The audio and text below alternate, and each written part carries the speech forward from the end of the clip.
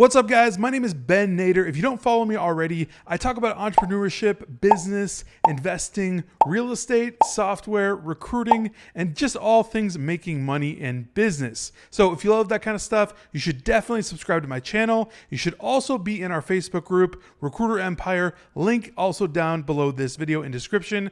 And if you're already a subscriber of mine, thank you, and let's get right into taking your side hustle to a full-blown company. All right, so the first step in taking your side hustle and turning it into an actual company is finding out if you actually have proof of concept. So this is a really big deal because what we're looking for here is, does your side hustle actually produce income that rivals or beats your 9-to-5 income? If it beats your 9-to-5 income, you definitely have proof of concept. And if you have consistent income at that level, then you absolutely have a company on your hands ready to be built by you. All right, so there's 3 reasons that proof of concept is insanely important when you're taking a side hustle to a full-blown company. And the first one is payment.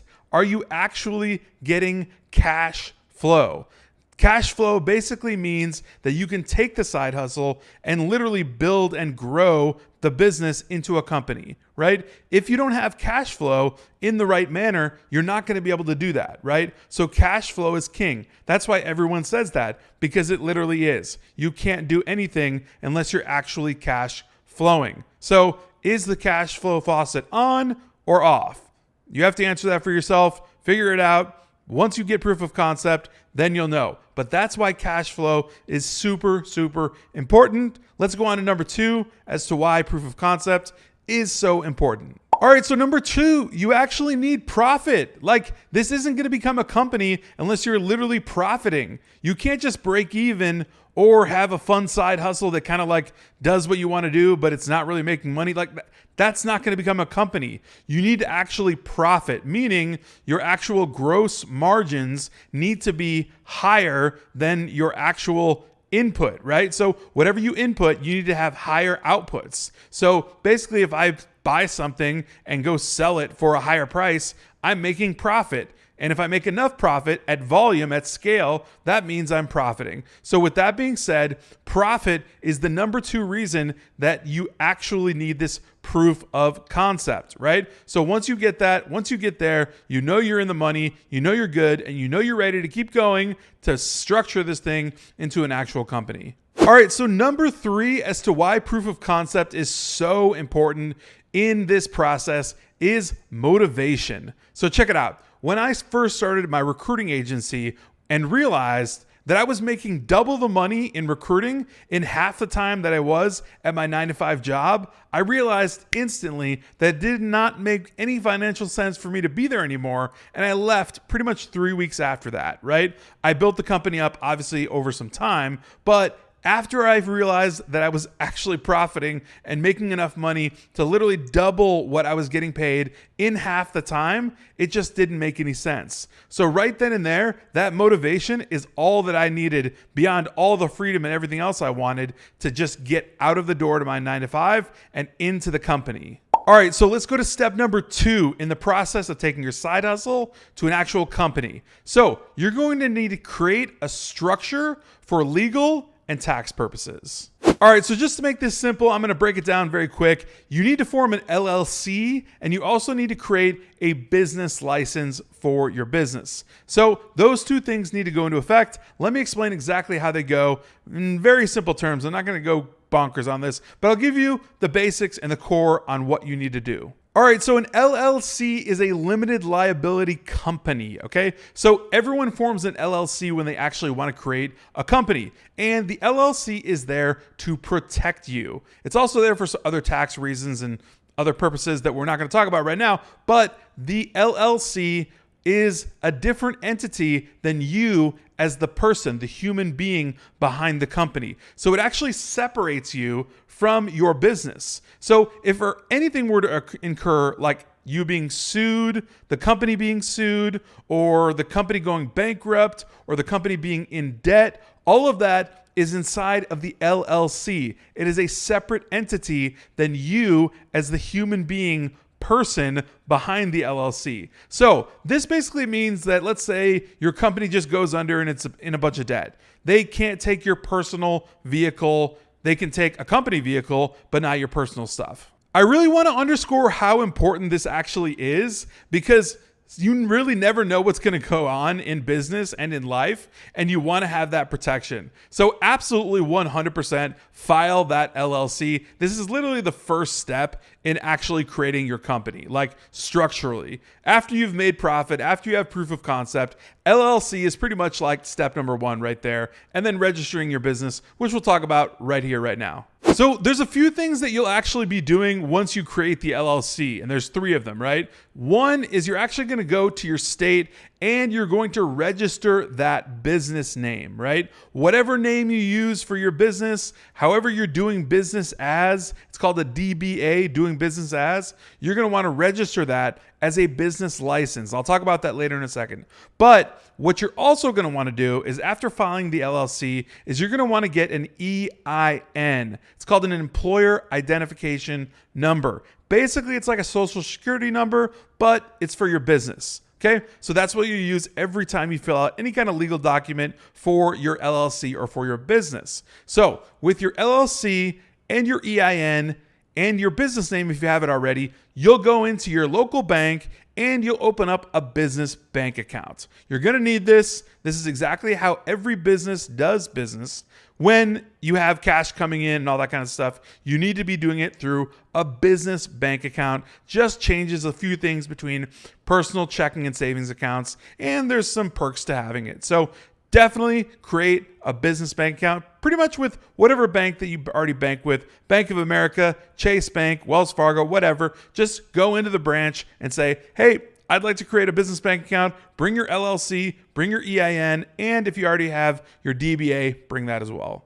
All right, so as the sole member of your LLC, you are a single member LLC, which means that you'll be taking what's called owner's draws from your business bank account, right? So all the monies, right? All the income that flows into your business bank account, you're going to need, right? You need to keep like the lights on, right? You need to have Wi-Fi, like you need living expenses. So you're going to be taking owner's draws from that LLC business bank account. And I'm not really going to go into the nuances of how much or how little that you need to take out, but keep it reasonable, okay? So pay your utilities, pay your rent or your mortgage, pay your vehicle insurance, pay whatever it is that you need for living expenses, right? That is reasonable. But don't deplete the account at any given time for multiple reasons: tax purposes and your profits. Now, just to catch up and rewind a little bit, I want to talk about filing that DBA, that registering of your business name.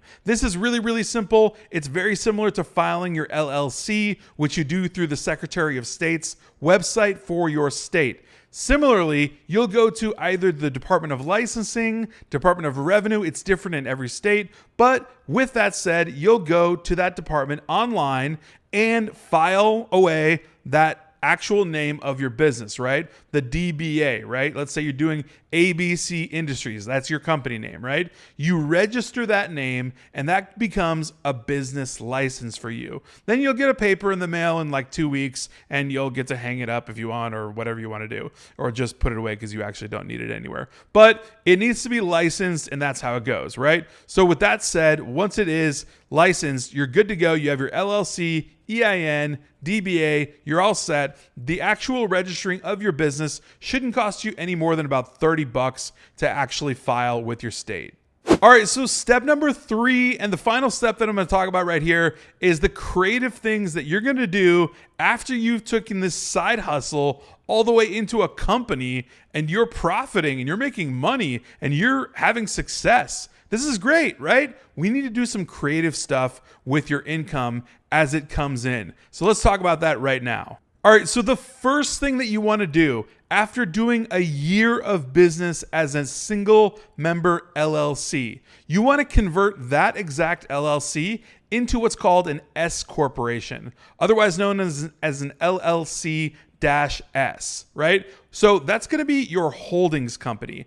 Then you're also going to want to create another LLC, just another random LLC, just like you did way early on a year ago at the beginning, right? But now you have an LLC S and you have an LLC regular, right? So you have an S Corp and you also have a regular LLC. All right, so once you've converted that LLC into an S Corporation, you're going to want to pay yourself a reasonable salary. This is a requirement of having an S Corporation. And once you've been doing business for about a year, you absolutely should have the money in the bank account to be able to pay yourself, right? So you have to have a reasonable salary in the eyes of the IRS. So what does that mean? Basically just do some Googling and check out whatever business you're in. I don't know, FBA, Shopify, if you're doing recruiting, if you're doing whatever you're doing, figure out what a reasonable salary is for a person like you doing what you're doing. I don't know, let's say it's $45,000 to $50,000. Don't quote me on that. But let's say that's your salary. Now, what's going to happen is that salary is going to be taxed at about 15%, which is the self-employment tax rate in America. So that specific number, $45,000 or $50,000, whatever it is that you actually set up as your salary, is going to be taxed at that 15%. Now, there's a reason for this, and we'll get into it right after this.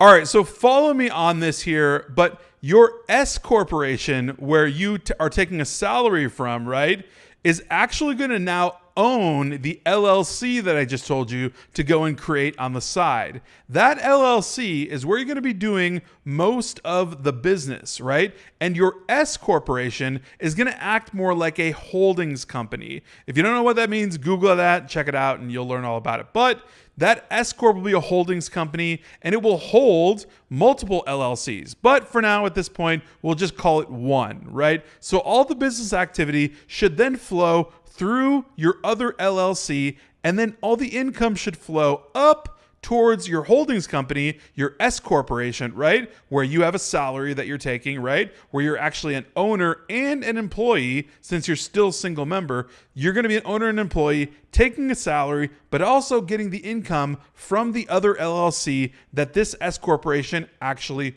owns. All right, so what does this all mean? Like, why are you doing this, right? So your S Corporation, where you take a salary, that 15% on that salary, right? Everything that's underneath that, right? Because it's a holdings company now. All the other LLCs, if you have 1, 2, 3, doesn't matter. Any of those, when they flow in income, that income will then get flowed upwards to your holdings company. And that income will then be shielded from that 15% self-employment tax. So you won't be paying 15% on the money you make in LLC number 1, 2, 3, 4, like whatever it is. You'll only be paying 15% on the salary you set for yourself in your S Corporation. All right, so let me give you a real life example of how this would work. You have your S Corporation, which is your holdings company, and you have 2 separate other LLCs. Those LLCs do business. They also have business licenses, and each of them does separate types of businesses. But each LLC made about $500,000 in gross revenue in one single year. That means that $1 million flowed into the S Corp, right? Now, that being said, you're not going to pay 15% on the $1 million.